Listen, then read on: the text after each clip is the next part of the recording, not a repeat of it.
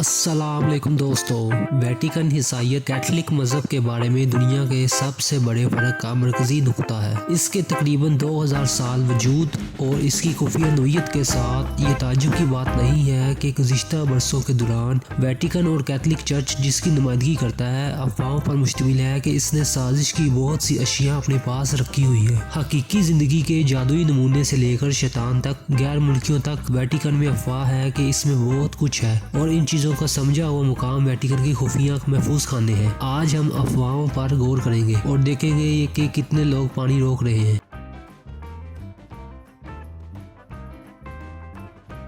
हैरत की बात यह है कि वेटिकन में हर तरह के मजहबी नमूने लेने की अफवाहें की गई हैं। बहरहाल ये दुनिया में ईसाईयत का सबसे बड़ा गढ़ है और सबसे अहम बात यह है कि ये दुनिया के कदीम तरीन अब भी मौजूद अदारों में से एक है। लिहाजा ये हैरत की बात नहीं होनी चाहिए कि वेटिकन में अफवाहें की गई हैं कि वो मजहबी अहमियत के हामिल पर हर तरह के फन पाड़े हैं। ईसा मसीह सलीब पर मर गया, मुकद्दस चांद, अहद के संदूक, नूह की कश्ती तक बहुत ही हर एक अहम ईसाई आर्टिफैक्ट को वेटिकन के खुफिया महफूज खाने में कहीं जखीरा करने की अफवाह दी गई है। ताहम यह भी अफवाह की गई है कि कम मरूफ और अजीबोगरीब मजहबी नमूने भी वहीं छुपे हुए हैं। कुछ इतने अजीबोगरीब होते हैं कि इस बात का इम्कान नहीं है कि आम आदमी ने उनके बारे में सुना भी हो। इनमें से कुछ कम अजीबोगरीब ईसा की असलियत, मसीह की असल, गैर अदम जिस्म या यहाँ तक कि इसके मसलूब होने के दौरान ईसा पहने हुए कांटों का ताज था।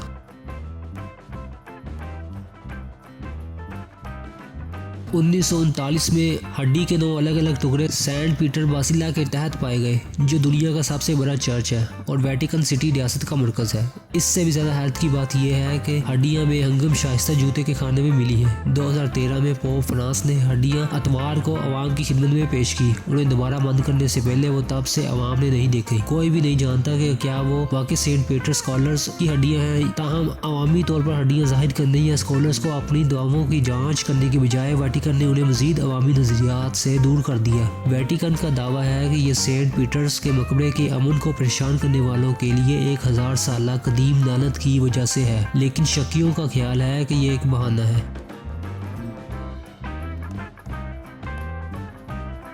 फादर फ्रांसिस बरून ने 2002 में अपनी किताब ली न्यू मिस्ट्री ड्यू वेटिकन में बयान किया है, नामनगार एक ऐसा आला है जिसके बारे में ये अफवाह है कि वेटिकन की तख्लीक और मलकियत की गई है। ये आला नजरियाती तौर पर दुनिया के सबसे बड़े साइंसदानों ने 1950 में तैयार किया था। इस मंसूबे को नजरियाती तौर पर वेटिकन ने गैर मखसूस वजूहात की बुनियाद पर माली आहानत फराहम की थी। कहा जाता है कि ये आला शीशों की जोड़ी की तरह काम करता है और जहाँ चेहरे के खिलाफ पहना हुआ है, ये माजी से नजरियाती तौर पर वाक़ियत को देखने के काबिल था। इसने तौर पर गुज़िश्ता वाक़ियत से बरकी मकनातीसी ताबकारी के बाकी हिस्सों पर कार्रवाई करके इनको बसरी इमेजेस और ऑडियो में तब्दील करके काम किया है। फादर बरून ने दावा किया है कि तारीखी वाक़ियत जैसे मसीह के मसलूब होने और गुमशुदा सानिया टाइटस की कारकर्दगी का मुशाहिदा किया है। बज़ाहिर इसकी तश्कील के फौरन बाद ही इसे खत्म कर दिया गया था, चूँकि चर्च के तंजीमी ढांचे का ताल्लुक था कि किसी एक फर्द या गिरोह के लिए ये बहुत ताकतवर है। अगर ये मौजूद है तो वेटिकन के खुफिया महफूज शुदा दस्तावेज में इसकी कोई भी सबूत महफूज तरीके से दूर कर दिए जाएंगे।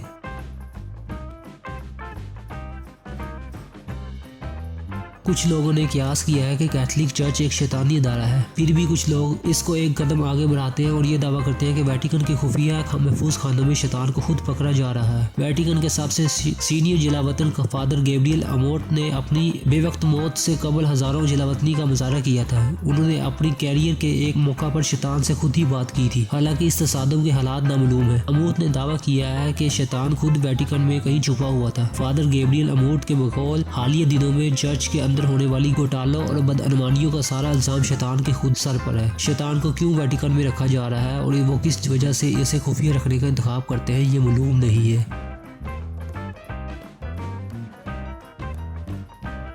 ग्रैंड ग्रीमायर कानून वस्ता की एक मुबैना किताब है जिसके बारे में ख्याल किया जाता है कि वो बेपनाह अख्तियारात रखते हैं। ये 16वीं सदी में होनरियस टेब्स ने लिखा था, जिसने खुद शैतान के पास होने का दावा किया था। किताब में इसमें हदायत दी गई है कि जादू को तवीज़ और तवीज़ कैसे बनाए, जादू मंत्र कैसे बनाए और शैतान को भी कैसे बुलाए। ताहम इंतहाई खतरनाक बात यह है कि यहाँ तक कि यह भी हदायत पेश करता है कि खुद शैतान को किस तरह मतलब किया जाए और इसके साथ मुआहिदा कैसे किया जाए। असली शाया होने के बाद बहुत सारी कापियाँ बनी, ताहम सिर्फ वेटिकन के पास ही असल गैर रजिस्टर्ड कॉपी मौजूद है। कुछ का दावा है कि बाकी जाली हैं या इनको बेकार बनाने के लिए तब्दील कर दिया गया। दूसरे का दावा है कि तमाम कापियों में कुछ ताकत है, लेकिन वेटिकन के पास मौजूद असल कापी सबसे ज़्यादा ताकतवर है। फिर भी कुछ लोगों के मुताबिक सिर्फ असली अमली कापी वेटिकन के पास है, ताकि ये किताब गलत हाथों में पड़ गई तो इंसानियत को नाकाबिले तसव्वुर कत्ल आम से बचाए।